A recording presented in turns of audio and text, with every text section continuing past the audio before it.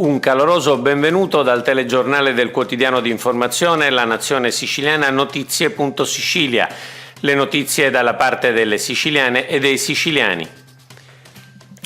Enoturismo, wine experience e valorizzazione del territorio.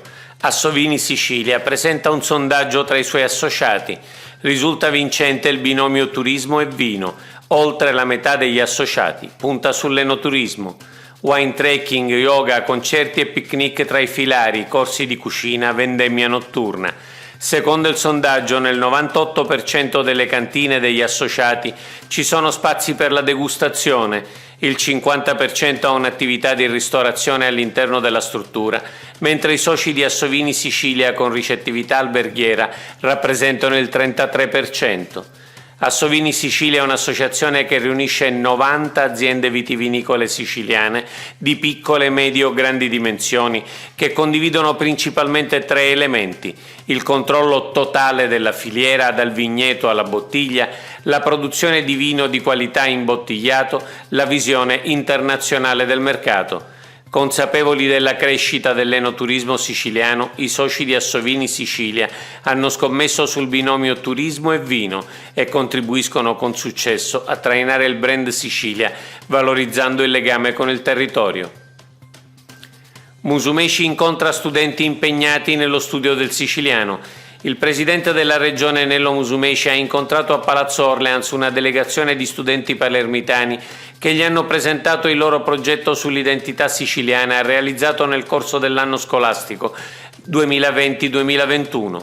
Un lavoro didattico sulla lingua siciliana dedicato alla Sicilia, a Palermo e alla sua patrona Santa Rosalia, dal titolo C'era una vota, c'era, consegnato al presidente Musumeci in concomitanza con i festeggiamenti per il festino. Sono lieto di sapere che lo studio del dialetto siciliano e della storia della nostra isola, introdotto dal mio governo nei programmi scolastici, ha detto il presidente Musumeci incontrando la delegazione, sia oggetto di approfondimento. Per costruire il futuro, ha concluso, è utile coltivare e promuovere l'identità siciliana per diffondere la conoscenza del siciliano, della storia e della cultura tradizionale dell'isola. Mostra materiali ritrovati dalla Guardia di Finanza. Reperti archeologici, icone e statuette settecentesche recuperate dalla Guardia di Finanza sono esposte nella mostra permanente Materiali ritrovati, dal sequestro alla confisca alla valorizzazione, allestita nella caserma di riposto. L'esposizione è stata inaugurata dal presidente della regione siciliana Nello Musumeci. Questa mostra, ha detto il presidente della regione, è un omaggio al lavoro delle forze dell'ordine per essere riuscite a recuperare un vasto patrimonio culturale sottratto alla fruizione e allo Stato, ma è anche un segno evidente di collaborazione tra le istituzioni. Non si tratta solo di opere e reperti trafugati, ma anche di quelli stipati nei depositi regionali o statali. Se li utilizzassimo potremmo aprire molti altri musei.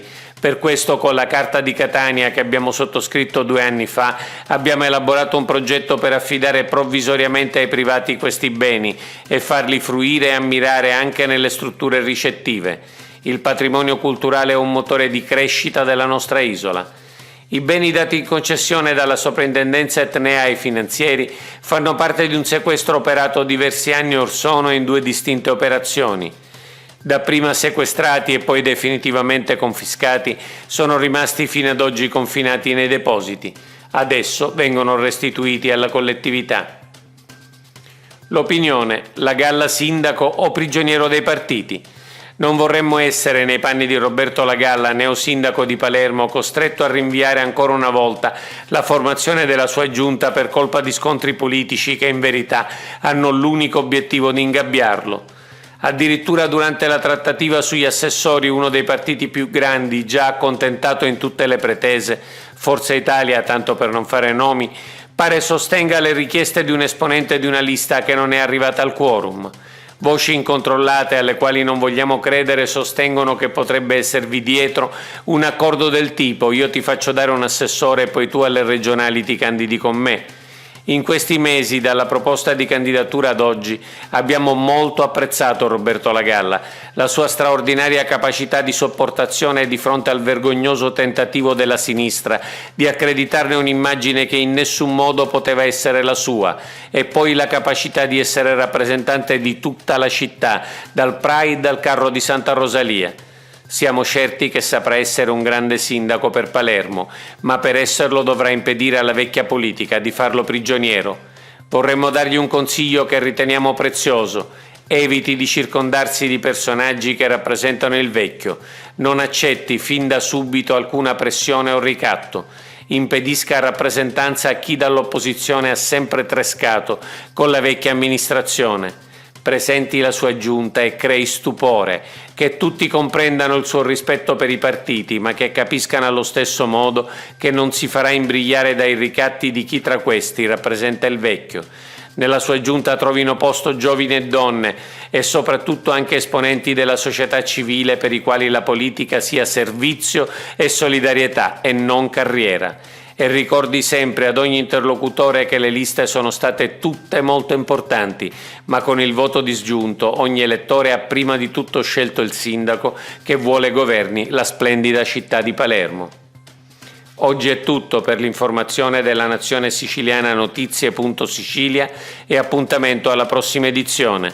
Per approfondire le notizie andate direttamente sul nostro sito www.lanazionesiciliana.eu.